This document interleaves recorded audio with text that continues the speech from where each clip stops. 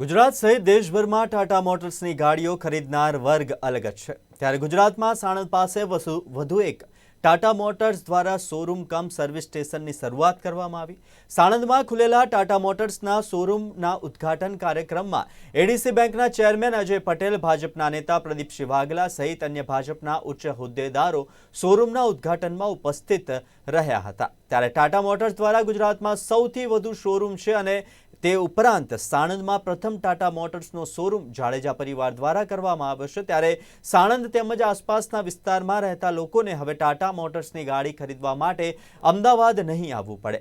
તેઓ સાણંદમાંથી જ ટાટા મોટર્સની ગાડી લઈ શકશે।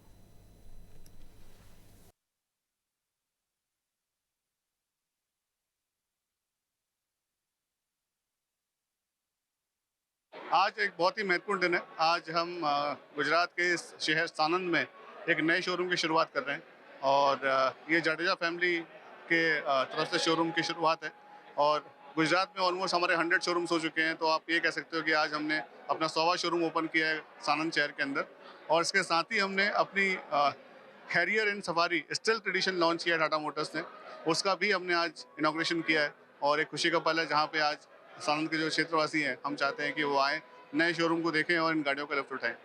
नहीं, અમારી પાસે ડીલરશીપ છે ઇન્ફિનિટી વ્હીકલ્સ પ્રાઇવેટ લિમિટેડ નામની। એનું આજે અમે સાણંદમાં નવું સેલ સર્વિસનું ઓપનિંગ કર્યું છે। ઉપરાંત સાણંદ સરખેજ હાઈવે ઉપર છે અને આની શરૂઆત આજથી કરી છે। અમે ઇન્ફિનિટીની શરૂઆત 2 એપ્રિલ 2022થી કરી હતી।